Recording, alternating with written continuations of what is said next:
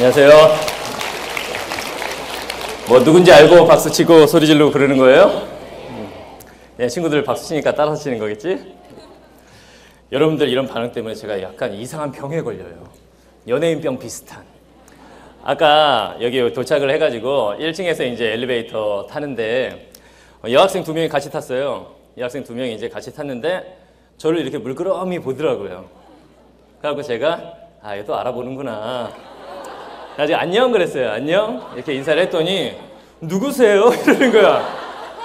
그러니까 여기 오는 애가 아니었던 거예요. 3층에서 내리더라고. 그러니까 이상한 직업병에 좀 걸리게 돼요, 인간 강사들은. 자, 일단 저는 이제 이투스에서 국어 영역 수업을 하고 있는 신영균 선생님이라고 하고요. 만나서 굉장히 반갑습니다. 다시 한번 인사드리겠습니다. 제가 말씀드릴 건 이제 국어 영역 학습법인데 본격적으로 뭐 이 얘기를 먼저 하기 전에 올해 이제 수능이 끝나고 성적표 발표 다 났잖아요. 그리고 오늘 서울대, 고려대 이제 수시 모집 합격자들 발표가 났는데 제가 굉장히 인상 깊었던 제자 얘기를 먼저 하고 이제 시작을 할게요. 올해 이제 현장 강의에서 수업을 들었던 학생들인데 그 중에서 어떤 남학생 한 명이 있었어요. 남학생 한 명.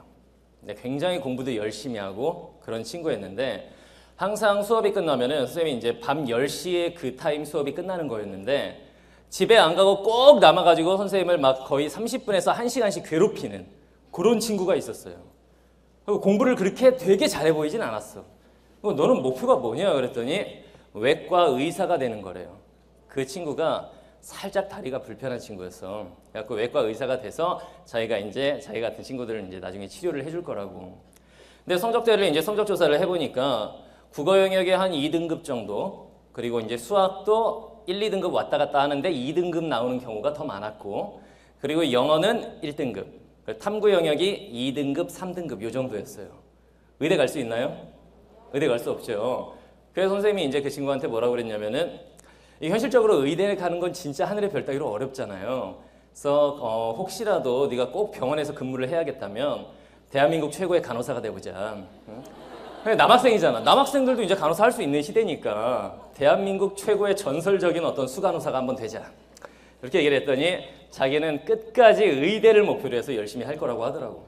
그래서 속으로는, 겉으로는 굉장히 이제 격려를 많이 해줬죠.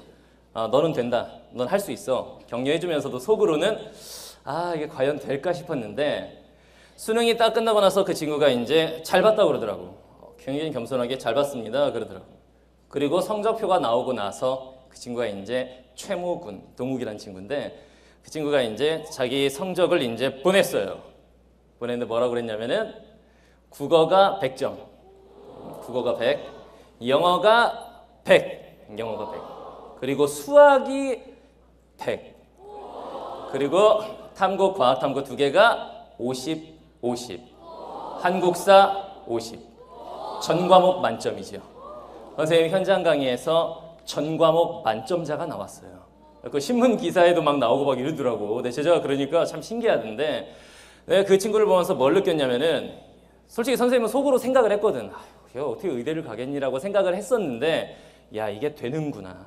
여러분들 이제 그 만점자 검색해 보시면 그 친구가 나오는데 되더라고 이게. 그러니까 선생님이 하고 싶은 말은 지금 성적대가 어떻든 상관없이 일단 여러분들 목표 뚜렷하게 세우고 그거 향해서 진짜로 매진하다 보면은 무언가가 되기는 될 거라는 그런 얘기를 꼭 하고 나서 이제 얘기를 시작하고 싶었어요. 여러분들도 할 수 있겠죠? 진짜 목소리가 자신 있어야 돼요. 할 수 있죠? 네, 그래요. 꼭 열심히 해가지고 여러분들도 그런 어떤 기적을 만들도록 하시고. 자, 일단 국어 영역 이제 어떻게 공부해야 되느냐 뭐 이런 얘기를 하기 전에 우리 광주 학생들은 국어 잘 하나요? 뭐 잘한다고 말은 하겠지. 이건 할 수 있으니까. 다들 한국어 말은 할 줄 아니까. 선생님이 여기서 국어 잘 하나의 기준은 학교마다 다른 어떤 내신 문제를 말하는 게 아니라 전국 단위로 나오는 모의고사를 기준으로 봤을 때 내가 국어 점수가 어느 정도냐 이걸 알아야 이제 객관적인 본인의 실력을 알 수 있는 거잖아요. 다시 물어볼게요. 국어 잘 하나요? 이거 봐. 그러니까 이런 차이가 있단 말이죠. 그래서 여러분들이 일단 국어 영역에 대해서 이렇게 생각 많이 해요. 다른 과목은 뭔가 공부하면은 오르는 것 같아. 근데 국어는 공부를 한다고 해서 성적이 쫙 올라가는 거 아닌 것 같고 그렇다고 해서 공부를 안 한다고 해서 성적이 곤두박질 치는 과목도 아닌 것 같고 뭐 그냥저냥인 것 같다. 이렇게 생각하는 학생들 많죠? 여러분들이 이제 어떤 식으로 체계를 잡고 공부하느냐에 따라서 국어 영역도 성적이 잘 나올 수도 있고 생각보다 점수가 현장에서 시험 현장에서는 떨어질 수도 있게 돼요. 그럼 어떤 식으로 공부를 해야 되느냐? 일단 원래 설명회 이런 데 가면은 국어는 약간 무시당하고 천시당하고 등한시당하는 그런 과목이기도 했어요. 왜냐? 가장 중요한 과목이 원래 뭐였어요? 수학. 그 다음이 원래는 뭐였죠? 영어. 그 다음 이제 국어, 탐구 이런 식이었어. 근데 요즘에는 국어 과목이 굉장히 대접받는 시대가 됐어요. 왜 그렇게 됐죠? 영어가 이제 절대평가가 되면서 풍선효과라고 들어봤죠? 어차피 대학 입시라고 하는 건 선발이기 때문에 잘하는 학생들을 대학 입장에서 뽑아야 된단 말이지. 근데 영어를 절대평가로 묶어버리니까 이 한쪽을 묶어버리니까 다른 한쪽이 부풀어버리는데 그 과목이 국어가 돼버린 거예요. 그래서 여러분들 이제는 대학 갈 때 국어는 진짜 합격의 당락을 좌우하는 굉장히 중요한 과목이라는 인식이 박혀 있어야 돼. 특히 자연계열, 이과 학생들. 이과 학생들에게 원래 국어는 어떤 과목이었냐면 시간 남으면 조금씩 하는. 일단 수업부터 하고 수학하고 그 다음에 이제 과학탐구 영역 공부 좀 하고 그 다음에 영어 좀 하고 짜투리 시간에 국어를 하는 이런 식이었는데 이제 국어가 자연계열 학생들에게도 굉장히 중요한 과목이 됐어요. 그러니까 인문계열 학생들에게는 완전히 진짜 핵심적인 과목이 돼버린 거고 자연계열 학생들에게도 이제 과학탐구 영역 못지않은 비중을 차지하는 그런 과목이 됐다는 걸 명확하게 인식을 하고 여러분들 공부하셔야 됩니다. 알겠죠? 자, 일단 2018학년도 수능, 그러니까 올해 실시됐던 수능 국어 영역 쉬웠나요? 어려웠나요? 어려웠다라고 지금 대답이 나오죠? 이 선생님이 지금 하는 말 잘 들어요. 입시 설명회라는 선생님은 이제 여러 군데를 다니는데 예를 들면 지난주엔 대치동, 서울 대치동 들어봤죠? 대치동에서 설명회를 갔었어요. 거기서는 올해 수능국어 난이도가 어땠죠? 라고 했더니 무슨 반응이 나왔냐면 쉬웠습니다라는 반응이 나왔어요. 그리고 이틀 후에 목동이라는 동네를 가서 또 설명회를 했는데 올해 난이도 어땠죠? 그러니까 적당했다라는 얘기가 나왔어요. 그러나서 엊그제 선생님이 경기도 평촌이라는 지역에 가서 설명회를 또 했는데 거기서는 어떤 반응이냐면 약간 어려웠다 이런 반응이었어요. 그리고 내려가면 내려갈수록 어렵습니다. 어렵습니다. 저 밑으로 내려가면 최악이에요. 막 이런 반응이 나와요. 이게 약간은 좀 씁쓸한 얘기이기도 하지만 어느 정도의 학력 격차를 반영하는 현실이라고 할 수도 있어요. 객관적으로 봤을 때 올해 수능 시험 국어는 어렵지 않았어요. 괜히 신문기사에서 수능날 1교시 끝나자마자 불수능, 불국어 이런 말이 나오니까 그러니까 여러분들의 문제가 뭐냐면 자기가 직접 풀어보면서 난이도 평정을 하는 게 아니라 그냥 신문기사 같은 거 보면서 야 어렵대, 국어 어렵다네 이런 식으로 대답하는 거잖아 지금. 그래서는 안 된다라는 거야. 최소한 학부모님들은 그럴 수 있어. 근데 학생 입장에서는 그래서는 안 되는 거죠. 올해 자, 요 등급 컷을 한번 보여줄게요. 난이도는 객관적으로 봤을 땐 적절하다. 1등급 컷이 몇 점이었죠? 그렇죠. 원점수 기준으로 봤을 때 1등급이 94점이었어요. 1등급 94점이 어려운 시험인가요? 그렇지 않아요. 그러니까 학생들 입장에서는 선생님 1등급 98, 2등급 96, 3등급 94 국어는 이래야 되는 거 아닙니까? 실제로 그랬던 적이 있었거든. 92점을 맞으면 4등급이었던 시대가 있었지. 그래서 그때에 비해서 상대적으로 어려워진 거지 객관적으로 봤을 땐 어려운 게 아니다. 이거 명심하셔야 돼요. 자, 이 컷을 한번 보시면은 근데 여기서 이제 주의 깊게 잘 봐야 되는 게 표준 점수 최고점 저거 한번 봐봐요. 가형이 수학 가형이 이제 이과 학생들 보는 시험이잖아. 다 맞았을 때 표준 점수 최고점이 130점. 그런데 국어를 다 맞은 학생들은 몇 점이에요? 134점. 똑같은 100점이라면 국어 잘 본 애가 더 표준 점수가 높았다는 거예요. 수학은 문과 수학하고는 국어가 이제 비슷하죠. 영어는 이제 표준 점수가 의미가 없고 이제 등급제로 바뀌어 버렸으니까. 그러니까 이런 걸 기준으로 본다고 하더라도 이거 보여주면 애들이 이제 또 겁먹는다고. 선생님 수학보다 표준 점수가 더 어려우면 더 높으면 국어가 굉장히 어려웠던 얘기 아닙니까? 사실은 그렇지가 않다. 원점수로 환산을 해보면 1등급 94, 2등급 89, 3등급 82점, 4등급 74점. 굉장히 이상적인 난이도 분포라고 할 수 있어요. 그러니까 막연하게 그냥 신문 기사 같은 거 보면서 야 국어가 되게 어려운가 보다. 나는 포기해야겠다. 요즘에 어떤 애들이 있냐면 올해 6월 평가원 모의고사 국어 1등급 컷이 80점대였어요. 그건 진짜 어려웠던 거야. 이게 분명히 한국인인데 이 시험지를 보면 읽기는 다 읽히는데 이게 문제 풀고 나서 채점하는데 다 틀리는 거야. 1등급 88 이렇게 떠버리니까 올해 처음으로 국포자라는 말이 생긴 거야. 모포자는 있죠? 수포자라는 말은 굉장히 이제 유명한 말이죠. 영포자? 그런 말도 있긴 있었어. 근데 국포자는 있을 수가 없는 일이잖아. 읽고 풀어도 절반 이상은 맞추니까. 그죠? 그런데 올해 6월 평가원 때 국포자들이 많이 양산되기도 했었어.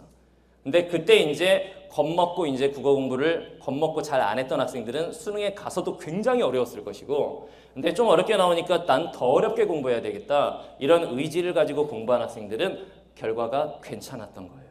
그죠? 그러니까 여러분들도 그런 거 절대로 포기하면 안 돼. 국포자라는 건 있을 수가 없어. 선생님 제자 중에 또 한 친구는 어떤 경우가 있었냐면은 평촌이라는 곳에서 이제 현장 강의를 듣는 학생이 이제 인강 제자들도 많이 있지만 인강 제자들은 누가 몇 점을 받았는지 선생님이 알기 힘들잖아요. 근데 현강 제자들은 점수 집계가 다 되니까 평촌 지역에서 또 항상 맨 앞줄에 앉아 있는 어떤 남학생이 있었는데 수업 시작하기 전에 애들이 이제 좋은 자리 차지하려고 막 줄 서 있고 이러는데 걔는 항상 맨 앞에 있었어. 수업 시작하기 몇 시간 전에 와서. 그래서 항상 맨 앞자리를 차지하고 있었는데 와, 너무 성실하고 애가 너무 괜찮아서 물어봤어요. 수업 시간에 자신 있게. 얘는 분명히 공부 잘하는 애다. 너 국어 몇 등급이니? 그랬더니 걔가 8입니다 그러더라고. 8이 어떤 의미야? 98점이니? 그랬더니 8등급입니다 그러더라고. 여러분들 알겠지만 모의고사 열심히 풀어본 학생들 알겠지만 국어 8등급은 어느 정도냐면은 주변에서 친구들 중에 국어 8 많이 있나요? 없죠. 국어 8등급이 의미하는 건 한국어를 할 줄 아는 원숭이 정도 되는 거야. 그 정도 느낌이란 말이야. 그런데 그 학생 진짜 맨 앞자리에서 진짜 1년 동안 굉장히 열심히 했어요. 올해 수능에서 몇 점을 받았냐면 98점. 8등급이 98점을 받았어요.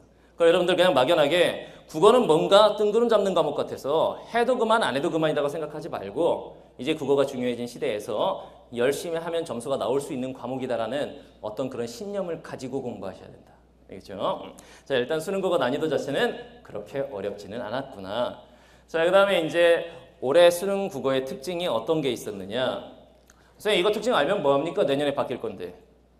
안 바뀌어요. 지금 현재 이제 예비 고3, 예비 고2까지는 이 교육과정이 그대로 가기 때문에 이 틀이 변하지 않을 거야. 그래서 요거에 대해서 이제 좀 얘기를 해볼게요. 자, 올해 실시됐던 수능국어 어떤 특징이 있었느냐. 일단 첫 번째, 영역끼리의 융합이 굉장히 많았어요. 이래서 내신과 수능에 괴리가 생겨버리는 거예요. 국어 영역은.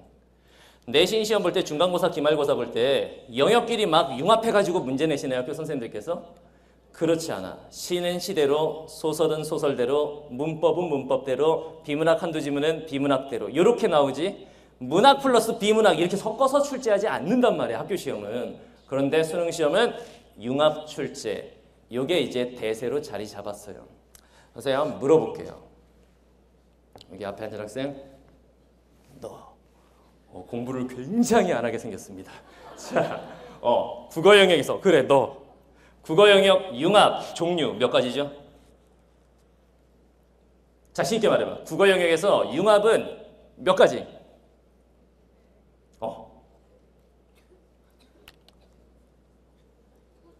나랑 협상하는 거야? 3개야, 4개야? 3개. 5가지예요, 5가지.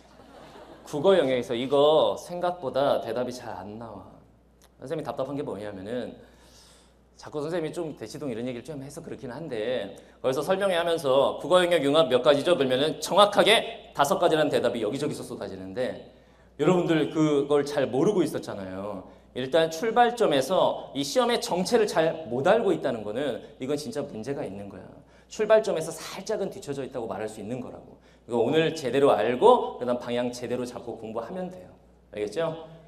지금까지의 점수를 생각하지 말고 아까 8등급에서 98점 얘기했죠? 이제부터 열심히 하시면 됩니다. 자, 영역 융합이 크게 봤을 때는 5가지인데 올해 수능에 출제된 영역 융합 지문들을 한번 보여줄게요. 이런 거야. 일단 첫 번째 사례, 화법과 작문의 융합.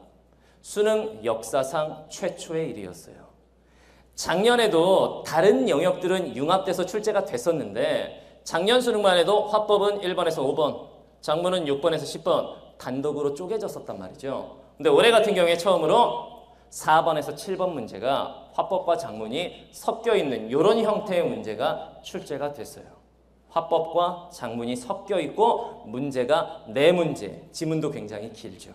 그러니까 이런 거에 대해서도 대비를 해야 되는데 여기서 중요한 게 뭐냐면 화법하고 작문 영역은 문제가 쉬운가요? 어려운가요? 쉬운 편이죠. 이 융합지문도 문제는 굉장히 쉬웠어요.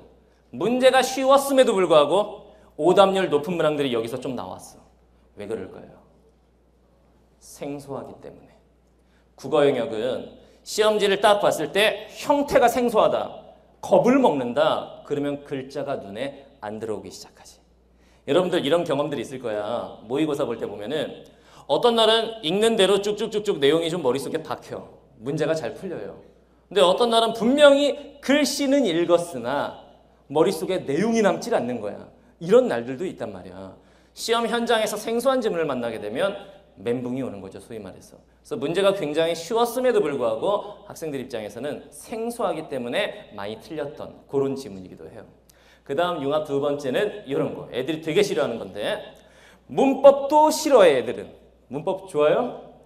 싫죠. 비문학은 막 좋아서 환장하나요? 너무 싫죠. 문법도 싫고 비문학도 싫어. 그런데 그 둘을 섞었어. 이게 이제 문법 플러스 독서의 융합 지문. 두 문제가 이런 식으로 출제가 됐고, 이건 올해 처음 나온 건 아니고 작년 수능에 이미 한 차례 이렇게 나왔었고 올해도 이렇게 나온 거 보니까 내년에도 이런 형태가 나올까요? 안 나올까요? 나올 가능성이 굉장히 높아요. 이런 거에 대한 대비도 해야 되겠죠. 자, 그 다음에 이제 문학과 비문학의 융합 지문. 원래 여러분들 기출문제집 같은 거 풀면 기출문제집 다들 풀었나요? 거짓말하지 마. 이제부터 풀 거잖아. 이제부터. 이제 뭐 마다리니 뭐니 막 사다가 이제 풀 거잖아. 그죠? 기존의 기출문제, 작년을 제외한 그 전년도의 기출문제들을 보면 문학은 문학대로, 비문학은 비문학대로 출제가 돼요. 근데 작년에 어떤 식으로 나왔냐면은 소설, 현대소설 플러스 고전소설 플러스 독서 비문학 지문. 이렇게 출제가 됐었어. 올해 같은 경우에도 어떻게 출제가 됐냐면 이런 식으로. 가하고 나는 시 두 작품 그리고 문학 평론이라고 하죠. 비문학 지문. 이런 형태. 이런 형태의 문제들을 애들이 굉장히 싫어합니다. 학생들의 입장에서 뭐는 잘 푸냐면 가에 대한 설명으로 적절하지 않은 것은 잘 풀어요. 나의 표현상의 특징으로 적절한 것은 잘 풀어. 그런데 올해 수능 문제가 어떻게 나왔냐면 다가 지금 비문학 지문 문학평론인데 가의 내용을 바탕으로 할 때 가와 나에 대한 이해로 적절하지 않은 것은 이미 문제가 이해가 안 되는 거야. 도대체 무슨 소리라는 거야 이 문제는. 이렇게 돼버리는 거야. 복합적 사고력을 묻는 문제라고 하는 건데 하나에 대해서 묻는 게 아니라 두 개, 세 개를 엮어서 묻는 거죠. 이런 형태의 지문 내년에도 나올까요? 안 나올까요? 나와요. 내신 문제, 내신 시험 볼 때 이런 형태의 지문과 문제가 있어요? 없어요? 없어요. 이게 내신과 수능의 괴리가 커지는 이유야. 요즘 국어 영역에서. 여러분들은 궁극적으로 수능을 잘 보기 위해서는 이런 것에 대한 대비를 반드시 하셔야 되겠다. 알겠죠? 자, 그 다음에 두 번째 특징은 이거죠. 비문학 영역의 난이도가 굉장히 높다. 4년 연속 계속해서 이렇게 되고 있는데 올해 수능국어에서 오답률 상위 5문항 보여드릴게요.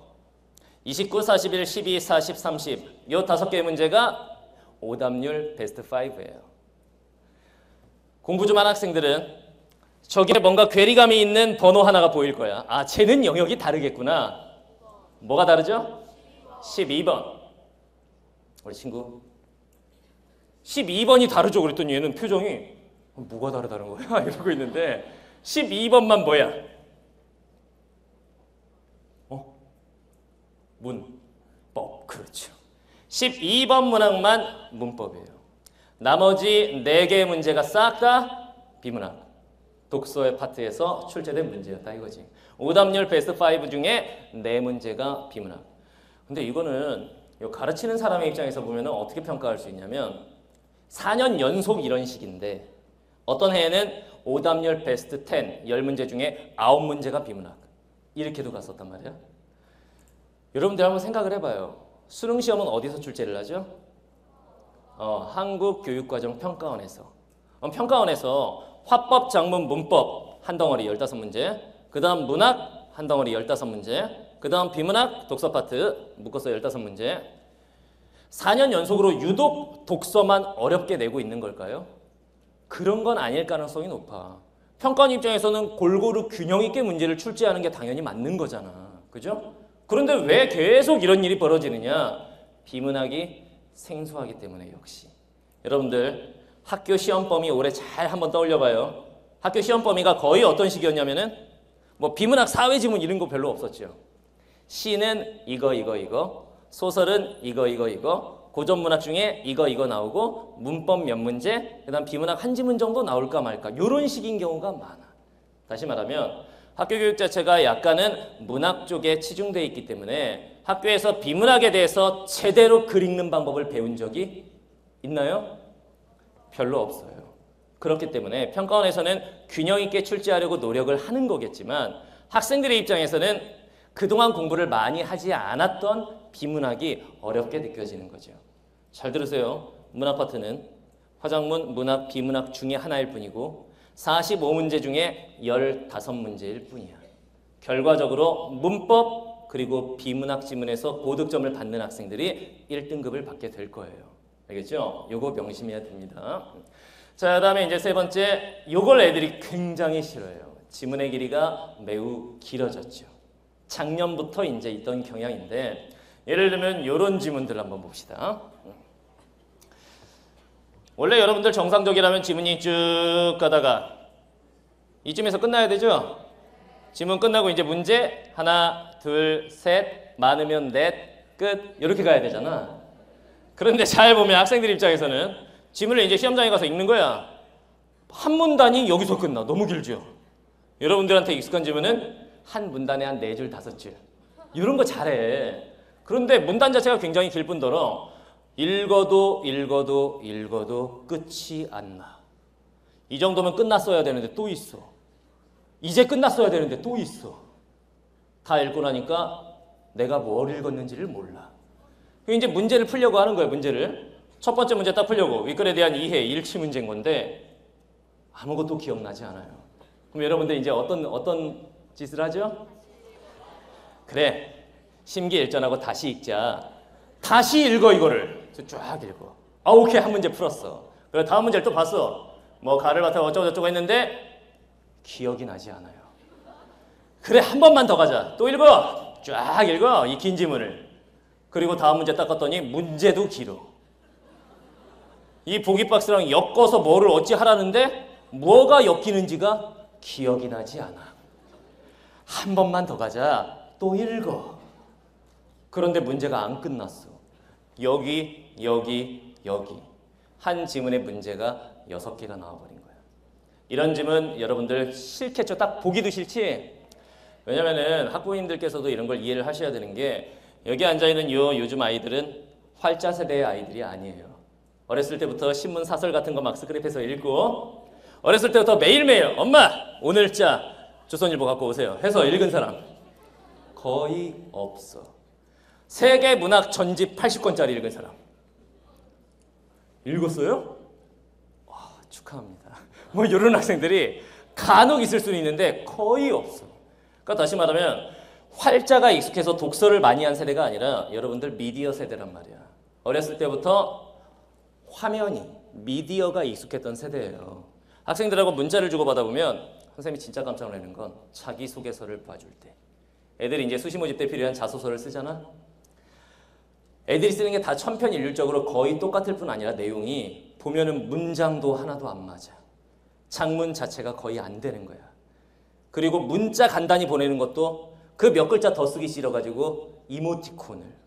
사실 선생님한테는 뭐 그냥 이모티콘 뭐 이런 거 이모티콘 보낸다기보다는 감사합니다 선생님 이렇게 가야 되잖아.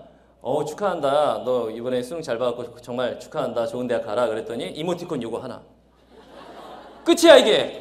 선생님 1년 동안 열심히 가르쳐줘서 감사합니다. 이렇게 문장이 와야 되는 건데 끝이에요.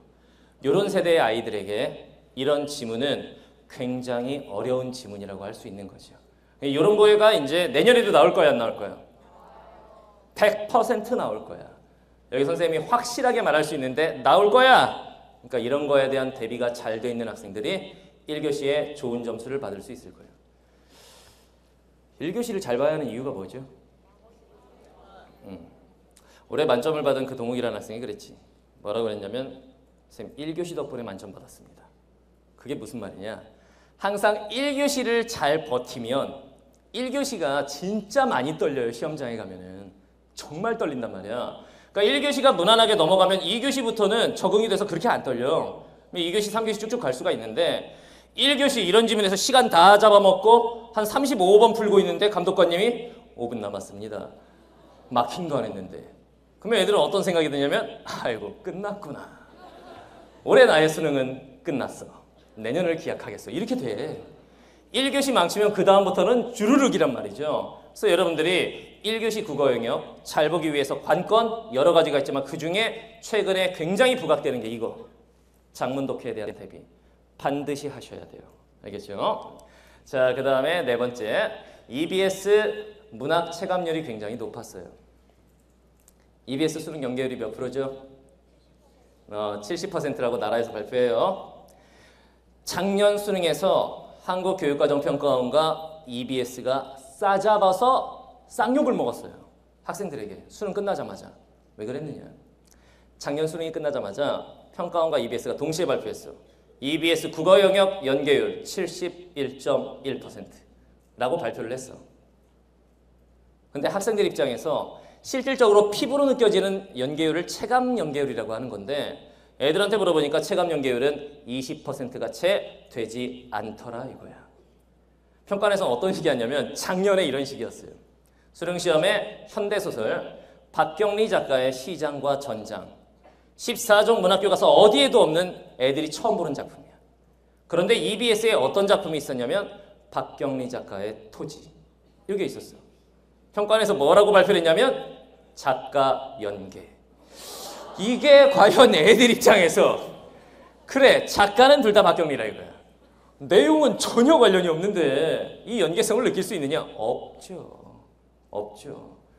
다른 것도 마찬가지였어. 그런 식으로 해놓고는 연계라고 해서 학생들이 분노를 한 거야. 그래갖고 막 평가원을 테러를 하고 게시판을 막 도배를 하고. 그래서 올해 같은 경우에는 평가원이 좀 정신을 차렸는지 문학 부분에서 확실하게 연계성이 느껴지게 애들이 EBS 제대로 공부한 애들은 최소한 문학 부분에 있어서만큼은 쭉 문제 풀다가 나 이거 공부했던 지문이네 이런 느낌으로 문제 풀 수 있도록 출제가 됐어요. 여러분들 어차피 화법이나 작문, 문법 연계를 한다고 해도 연계성을 여러분은 느낄 수가 없어요.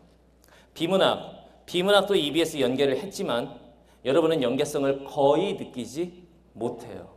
왜냐면은 독서 영역 비문학 지문은 누군가가 써놓은 글을 인용해다가 문제를 내는 게 아니야. 수능을 출제하는 교수님들께서 비문학 지문은 자기가 직접 쓰는 글이야. 그렇기 때문에 어디선가 봤던 글은 있을 수가 없어. 연계성을 잘 못 느껴요. 근데 문학은 원작을 훼손할 수 있나요? 그럴 수 없어. 그렇기 때문에 원작을 그대로 내게 돼 있죠. 그래서 문학 같은 경우에 이제 연계를 직접적으로 시켜버리면 학생들 입장에서 좀 느껴요. 예를 들면 이런 식이야. 화법 플러스 장문 신유형에서 허생의 처라는 현대 소설을 인용을 해가지고 문제를 냈는데 이 허생의 처가 수능 완성에 실려 있었어요. 내용도 겹치는 부분이야. 이걸 제대로 공부한 애들은 저게 비록 화법과 장문에 출제된 문제지만 내용이 익숙하니까 빠르게 읽을 수 있었겠죠. 그리고 또 현대시 같은 경우에 시는 특히나 현대시는 고전 시가는 뭐 가사작품, 관동별곡 이런 긴 거는 부분 발췌가 가능해요. 그래서 EBS에 실려있지 않은 다른 부분을 낼 수도 있어. 그런데 현대시는 저만큼이 끝인데 저 중에서 수능에서 두 줄만 따다가 쓸까요? 그러지 않아요.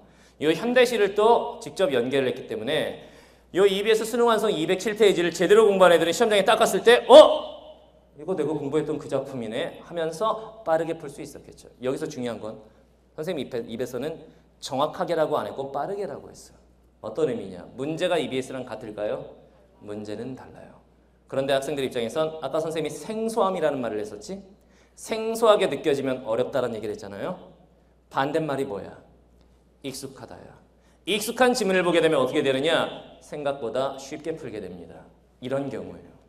그리고 이제 또 사실함정기라는 지문이 나왔는데 이거는 EBS에 실려있지 않은 다른 부분이 나왔어. 그런데 학생들은 연계성을 꽤 느꼈을 거야. 왜? 등장인물이 똑같아. 등장인물이 되게 많잖아, 소설에. 근데 등장인물이 똑같은 겹치는 부분을 출제를 한 거예요. 그래서 이것도 상대적으로 좀 연계성을 느낄 수 있었을 거고, 또 고전 시가까지도 연계를 했어요. EBS에 실려있는 작품을 그대로 연시조인데 하나 빼고는 5개의 이제 하나, 둘, 셋, 넷, 다섯, 여섯 연시조 중에서 6가지가 나온 거죠. 그 중에 한 부분 빼고 5부분이 EBS에 있는 부분이야. 연계성을 확실히 느꼈겠죠? 나머지도 마찬가지야. 수필도 완당 선생이 같은 부분이죠. 절반 정도는 겹치게 이런 식으로 연계를 했었고, 그 다음에 현대 소설 역시 연계를 했기 때문에 문학은 한 작품 빼고 싹 다 연계를 시켰기 때문에 여러분들 이제 특히나 예비 고3은 EBS 수능 특강, 수능 완성 연계 교재, 특히 문학 파트를 열심히 공부하셔야 될 거예요. 알겠죠? 2학년 학생들이 수능 특강과 수능 완성을 뭐 수능에 연계된다고 해서 막 열심히 할 필요는 없어. 2학년 올라가는 학생들 왜? 내년이 되면 EBS는 또 바뀌기 때문에 그때 하시면 돼요. 예비 고2들은, 근데 예비 고3들은 EBS 최소한 문학 파트는 철저하게 하셔야겠다. 알겠죠? 그래서 그러면 수능이 이렇게 변화하고 있다면 우리는 앞으로 이제 어떻게 공부해야 할 것이냐의 공부법, 체계적인 공부법에 대해서 좀 얘기를 할게요. 자, 일단 첫 번째 뭐니 해도 제일 중요한 건 이거죠. 개념학습 철저하게 하셔야 됩니다. 이게 이제 학교 교과서랑 좀 다른 점이야. 여러분들이 배운 학교 문학 교과서는 개념을 파헤치는 교과서가 아니라 작품 나열식이었죠. 작품이 주르르륵 나와서 이번 시간에 뭐 시 2개 배우고 다음 시간에 뭐 수필 하나 배우고 이런 식이었을 텐데, 수능은 개념을 굉장히 중시하기 때문에 개념학습을 철저하게 하셔야 돼요. 예를 들면 요거. 학부모님들은 잘 들으세요. 오늘 집에 가시면은 뭐 아들 또는 딸한테 요 용어 하나 던져보세요. 우리 아이가 공부가 돼 있는지 안 돼 있는지를 단적으로 확인하실 수가 있어요. 뭐 이제 문법 개념인데, 애들한테 뭐 교체 이런 건 애들이 다 알아요. 집에 가서 자녀한테 아들 밥 모음 첨가가 뭔지 알아? 요거 한번 물어보세요. 그랬을 때 애 입에서 밥 모음 첨가란 말이지 쫙 나온다. 걔는 진짜로 공부 좀 한 애예요. 하다못해 밥 모음이 뭐지? 라고라도 한번 물어보세요. 밥 모음이 뭔지라도 알면 걔는 그래도 공부 좀 하고 있는 거예요. 그런데 만약에 걔 입에서 밥 모음 첨가? 아니, 그런 게 있어? 이렇게 나오면 숟가락 뺏어버리셔야 됩니다. 아무것도 대비가 안 돼 있는 거예요. 우리 친구 갑자기 필기하는 척하고 있어. 선생님 봐요. 혹시 아드님이신가요?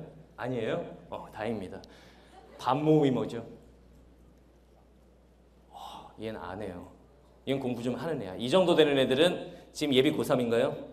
2학년 11월달 모의고사 몇 등급이에요? 1등급이죠. 그렇죠. 공부 좀 돼 있는 애들이야. 박수 한번 칠까요? 치지 마! 치지 마세요. 뭐 이게 박수 칠 일이라고. 뭐 어쨌든 요 정도만 돼도 선생님이 이걸 딱 던졌을 때 얘가 바로 손가락으로 그리거든. 지금 이런 식으로 이중모음에 쓰이는 이나우를 반모음이라고 한다고. 요 정도 돼 있는 애들은 최소한 1등급 아니면 2등급인 거예요. 이런 것들을 혹시 학부모님들께서는 내 자녀가 공부가 돼 있는지 확인하고 싶으시면 집에 가서 확인해 보세요. 반모음 첨가. 알겠죠? 그리고 여러분들은 이 개념학습을 언제까지 해야 되느냐에 대한 얘기를 뒤에서 할 겁니다. 자, 그다음 두 번째, 답의 근거 찾기 연습. 이걸 가지고 사실 이제 호불호가 많이 갈리는데, 선생님은 수업 시간에 가장 많이 하는 말이 뭐냐면은 모든 문제의 답은 그렇죠, 지문 속에 있다. 이 말을 굉장히 많이 하고 그 말을 신봉하는 사람이에요. 왜냐하면 수학 문제를 푼다고 생각해 봅시다. 국어가 수학이랑 똑같다면 어떤 식이어야 되냐면은, 수학이 국어랑 비슷하게 출제가 된다면 문제 푸는 공식이나 개념을 다 써줘야 돼. 그 다음 적용만 해서 한번 풀어봐라. 이런 식이 되면은 국어랑 유사한 시험이 되는 거야. 다시 말하면 수학은 안 그러잖아요. 수학은 예를 들면 내가 30번 문제를 풀려고 그래. 30번 문제 어렵잖아요. 수학 21번, 30번. 수학 문제를 풀려고 하면은 이 문제에 필요한 소스가 시험지에 써 있어요, 안 써 있어요? 어디에 있어야 돼? 내 머릿속에 있어야 돼. 근데 국어 영역 같은 경우에는 이 문제를 풀기 위한 모든 소스가 이 지문 안에 다 들어 있을까요, 없을까요? 있을 수밖에 없어. 그런데 여기서 조심할 건 단순히 1:1 대응의 글씨 찾기가 아니에요. 지문에 있는 말과 선택지에 있는 말이 요즘에는 동일한 경우도 있지만 그렇지 않은 경우가 더 많기 때문에 그래도 최소한 뭐는 있냐면 말 바꾸기 들어가든 말든 말 바꾸기를 보통 많이 하는데 어쨌든 문제와 관련된 내용이 지문에 있을까 없을까? 있을 수밖에 없어. 그 부분을 잡아내서 그 문제를 풀어야 돼. 여러분들은 문제를 어떻게 푸냐면 전반적으로 한번 쫙 읽어. 여러분들 천재인가요? 그렇진 않아요? 한번 쫙 읽으면은 지문의 내용이 사진처럼 머리에 기억이 되나? 그렇지 않죠. 그냥 쫙 읽고 나면 어떤 느낌이냐면 어떤 말인지 알겠어. 단어 몇 개 기억나고 지문에 대한 구체적인 내용이 남은 게 아니라 지문에 대한 이미지가 남아있는 거야. 그런데 수능 출제 교수님들은 한 문제 한 문제를 지문의 구체적인 부분과 연결시켜서 문제를 출제했단 말이야. 문제는 구체적으로 출제했는데 여러분들은 이미지를 가지고 추상적으로 문제를 풀어요. 이게 대응이 안 되는 거야. 그래서 문제 풀 때는 잘 본 것 같은데 국어 영역은 수학은 이런 게 있어요. 잘하는 애들, 수학 잘하는 애들 다 풀고 나서 몇 개 틀린 거 같냐? 2개 정도요. 채점해 보면 진짜로 한 2개 정도 틀렸어요. 국어 같은 경우에 어떤 애들이냐면 시험을 보면서 일단은 국어로 돼 있으니까 풀리긴 풀리니까 다 풀고 나면 그러니까 여러분들이 일단 1차적인 목적이 뭔지는 알아요. 80분 안에 45문제를 다 푸는 것. 일단 1차적인 목표잖아요. 다 풀었으면 잘 봤다고 생각하는 경우가 굉장히 많아. 어떤 친구가 이제 평가 모의고사 선생님이 감독을 할 때 다 풀더라고. 표정도 좋아. 시험 잘 봤니? 그랬더니 선생님 1개 정도 틀린 것 같은데요. 채점해 보니까 11개 틀렸어요. 그러니까 국어는 감이 안 잡혀요. 진짜 국어를 잘하는 애들한테도 시험 딱 보고 나서 몇 개 틀렸냐? 말을 잘 할까요? 못할까요? 못해요. 그런데 정말 최상위권까지 올라가면 딱 시험 보고 나서 2개 아니면 3개요. 그러면 진짜 2-3개 중에 하나. 딱 그 정도 틀리더라고. 그 정도까지 실력을 만들어 놓는 걸 목표로 하셔야 돼요. 시험장에서는 철저하게 지문 안에서 이런 식으로 답의 근거를 잡아내는 방향으로 공부를 하셔야 되는 거예요. 평상시에 이렇게 공부를 해야 시험장에 딱 갔을 때 뭔가 막히면 국어를 잘 못하는 학생들은 어떤 생각을 하냐면 자꾸 시험지를 들여다보면서 생각을 하게 돼. 그럴수록 늪에 빠지게 돼. 뭔가 좀 센스가 있는 애들은 어떻게 하냐면 이건 내가 지금 뭐를 몰라서 못 푸는 게 아니라 지문에 있는 어떤 내용을 못 봐서 내가 지금 못 풀고 있는 것이다. 이 선택지의 포인트를 딱 잡고 이와 관련된 내용을 지문에서 찾으려고 노력을 하죠. 그러면 문제가 의외로 쉽게 풀려. 알겠죠? 그래서 문제를 풀 때 문제집 같은 거 풀거나 EBS 풀거나 기출문제 풀 때도 지문에서 답의 근거를 잡아내는 이런 연습. 문제 풀면서 하는 게 아니고 문제 다 풀고 채점한 다음에 그 다음에 하는 거예요. 선생님은 실제로 이걸 믿기 때문에 수업도 이런 식으로 진행을 해요. 알겠죠? 자, 그 다음에 마지막으로 영역별 지문 분석 정리를 스스로 할 줄 알아야 돼요. 이게 무슨 말이냐면은 여러분들 이런 식의 국어 공부를 하시면 안 돼. 예를 들면 시 하나를 배웠어. 시 하나를 배웠어. 예를 들면 학교 수업도 요즘엔 이래서 안 된다고 생각을 하는데 여러분들 학교에서 시를 하나 딱 배웠는데 선생님께서 칠판에다가 쫙 설명을 해주신 다음에 소재, 진달래꽃, 주제, 남녀간의 이별의 정한, 갈래, 자유시, 민요시, 특징, 삼음보, 칠호조, 작가의 경향, 김소월 작가는 평안도 어디에서 태어나면 이렇게 간다. 여러분들은 이의제기를 하셔야 돼요.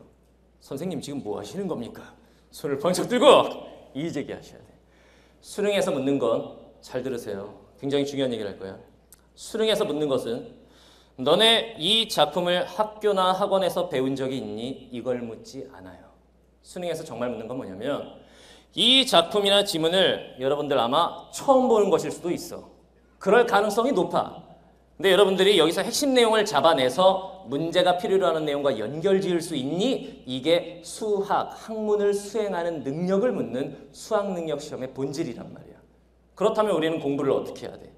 개별 작품을 많이 공부하는 것은 큰 의미가 없어요. 정말 답답한 경우가 뭐가 있냐면 재수생 중에 노량진에서 이제 선생님이 촬영을 했는데 재수생 중에 어떤 애가 있었냐면 고전 문학의 모든 것 이런 책이 이만해요. 그걸 1페이지부터 쫙 읽고 있어.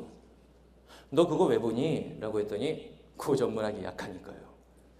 어디까지 볼 거야? 끝까지 이러더라고. 그 선생님이 걔한테 깨달음을 주기 위해서 어떻게 했느냐? 책을 딱 가지고 첫 페이지를 찢어버렸어요. 너 이거 끝까지 보는데 투입하는 노력 그리고 그로 인해서 산출되는 어떤 결과 절대로 비례하지 않을 것이다. 네가 이걸 다 공부했다고 쳐도 여기에 있는 작품이 안 나올 가능성도 높고 나온다고 해도 이만큼 봐서 네가 뭐 기억이나 하겠니? 중요한 건 그게 아니다. 정말 중요한 건 뭐냐면 이거예요. 예를 들면 시를 주제, 소재 이런 걸 배우는 게 아니라 잘 봐요. 첫 번째, 두 번째, 세 번째, 네 번째, 다섯 개 항목이 있죠. 시를 분석하는 방법을 일단 배우셔야 돼. 이 시를 분석하는 방법은 이제 선생님이 수업 시간에 하는 내용인데 이건 어떤 내용이냐면 수능 출제 매뉴얼에 보면 국어 영역 시 부분은 이런 문제들을 출제한다라고 문제 유형이 제시되어 있단 말이야. 그 문제 유형에 맞게 시를 분석하는 방법을 가르쳐주는 것까지가 선생님의 역할. 뭐 여러분들 뭘 해야 되느냐? 개별적인 작품의 내용을 저 방법대로 스스로 분석 정리를 할 수 있어야 돼. 왜냐? 시험장에 가면 문제는 니네가 풀 거니까. 내가 풀 게 아니니까. 무슨 말인지 알겠죠? 소설도 마찬가지예요. 소설에서 출제되는 7가지 문제 유형에 맞춰서 소설을 분석하는 방법을 익히셔야 돼요. 그 다음에 이제 어떤 지문이 나오든 상관없이 이 방법대로 지문의 내용을 분석 정리를 누가 하는 거라고? 스스로 하는 연습을 하셔야 돼. 그런 학생들만이 시험장에 갔을 때 점수로 승화가 될 거야. 공부했던 것들이. 단순히 그냥 한 작품 한 작품 이렇게 되면 안 돼요. 여러분들 예를 들면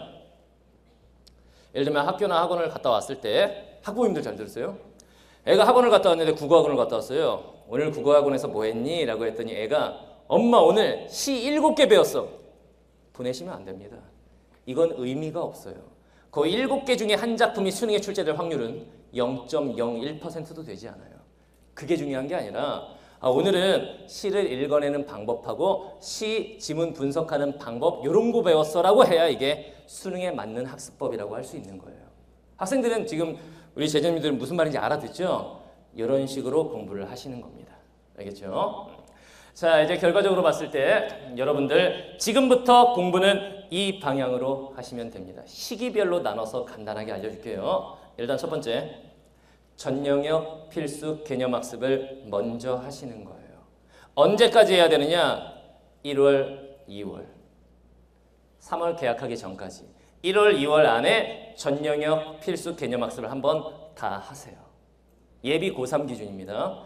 예비 고2는 또 따로 얘기해 줄게요. 그 다음 두 번째, 영역별 심화학습. 언제까지? 6월 평가원 모의고사 전까지. 전 영역 필수 개념을 공부를 한번 쫙 해봤더니 애들마다 달라요. 나는 문법이 좀 약하구나. 나는 비문학이 약하구나. 어떤 친구들은 더 파고들어서 나는 비문학, 경제지문 또는 과학지문이 약하구나. 그 부분을 파헤치는 공부. 6월 평가원 모의고사 전까지. 그 다음에 이제 여름방학 7월, 8월에 유형별 문제풀이 공부를 하시는 거예요. 일치 문제는 이렇게 푸는 거구나. 보기 박스 3점짜리는 이렇게 푸는 거구나. 올해 출제됐던 경제지문의 문제처럼 그래프 같은 게 나오면 이렇게 풀어야 되는구나. 이런 문제 유형별 풀이법에 대한 학습을 7, 8월 동안 하시고 그 다음 실전 문제풀이 하시면 되겠습니다. 그리고 시험장에 가시는 거예요. 알겠죠? 그런데 병행해야 될 게 있어요. EBS 연계 교재들. 이건 언제 해야 되느냐? 여러분들 강제로 하게 돼 있어, 학교에서. 어차피 고3들은 중간고사, 기말고사 시험 범위가 수능 특강, 수능 완성일 테니까. 그죠? 그런데 학교 진도와 상관없이 EBS 수능 특강 나왔을 때 수능 특강 파헤치는 공부, 수능 완성이 나왔을 때 수능 완성을 파헤치는 공부, EBS 발간되는 시기에 맞춰서 EBS 연계교재 완전 학습을 하셔야 돼요. 예비 고3. 알겠죠? 그리고 모의고사 실전 연습을 마지막으로 하셔야 되는데 여기서 하나만 이제 선생님이 강조하고 싶은 건 뭐가 있냐면 예비 고3 학생들 한번 손 들어보세요. 맞네요. 모의고사 언제 풀 거야? 오늘. 이거 끝나고 10시에 집에 가서 오늘 하나 풀고 자려고? 훌륭합니다. 훌륭한 제자예요. 잘 들으세요. 얘 대답이 맞는 게 보통 학생들한테 국어 모의고사 언제 풀 거야? 그러면 애들이 뭐라고 그러느냐? 파인할 때요. 이런 대답을 많이 합니다. 수학이나 탐구 이런 과목은 그럴 수도 있겠죠. 개념학습이 안 돼 있으면 못 푸니까 수학은. 그러니까 개념학습 다 끝난 이후에 이제 모의고사라는 걸 풀게 되잖아. 잘 들으세요. 국어나 영어처럼 언어를 다루는 이런 과목들은 수험 생활을 시작하는 즉시 최소한 한 달에 2번 정도는 모의고사를 푸셔야 됩니다. 왜? 난 이 작품을 안 배웠기 때문에 못 풀어. 그러면 시험장에 가도 못 풀어 걔는. 그런 시험이 아니기 때문에 이 정체가 자체가.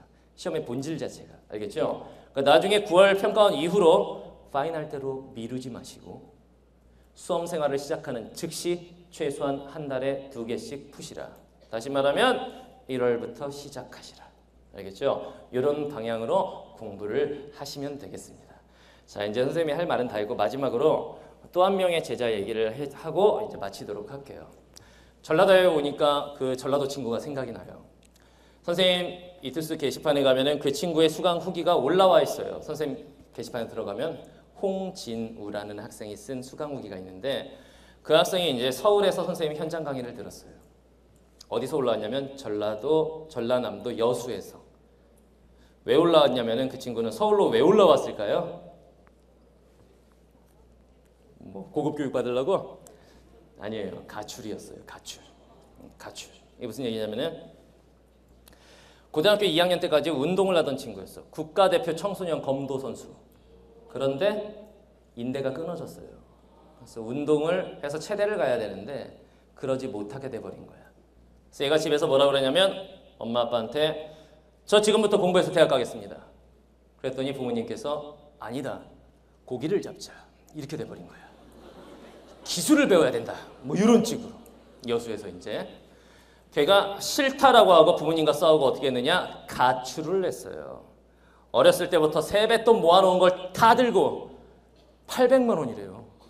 아기 때부터 모아온 자기 통장에 쌓아온 돈이 800만 원. 그게 이제 선생님 게시판에 가면 있어요. 걔가 쫙 써놨는데 그 800만 원 들고 상경을 한 거야.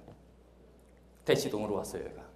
그리고 선생님 수업을 현장 강의로 듣기 시작을 했는데 그 800만 원이라는 돈이 큰 돈이지만 서울에서 막 학원 국어도 다니고 영어도 다니고 수학도 다니고 막 논술도 하고 이러려면은 금방 없어지겠죠, 그 돈이.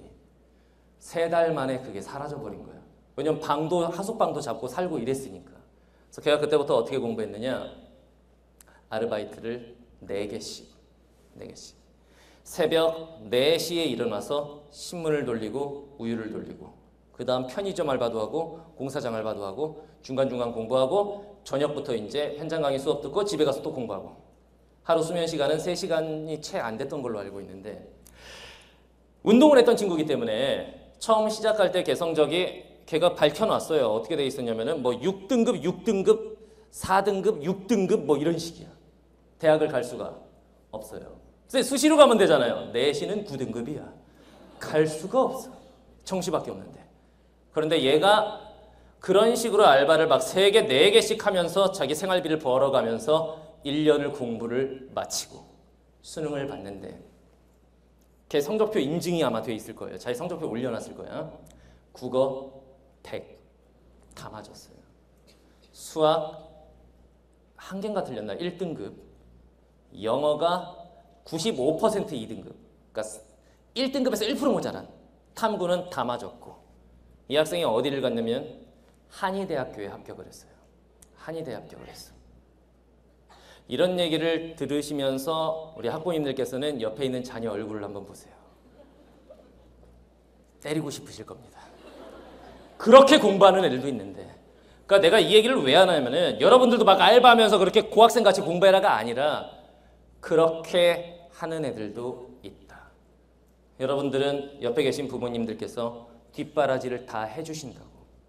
그냥 여러분들이 할 일은 너는 그냥 공부만 하면 돼. 그죠? 그런 마음으로 만약 그런 학생의 의지로 여러분들 공부한다면 서울대가 아니라 진짜 선생님 만점자 제자처럼 다 맞을 수도 있어요. 여러분들은 진짜로 무궁무진한 가능성이 있다는 걸 선생님이 제자들을 통해서 확인을 했어.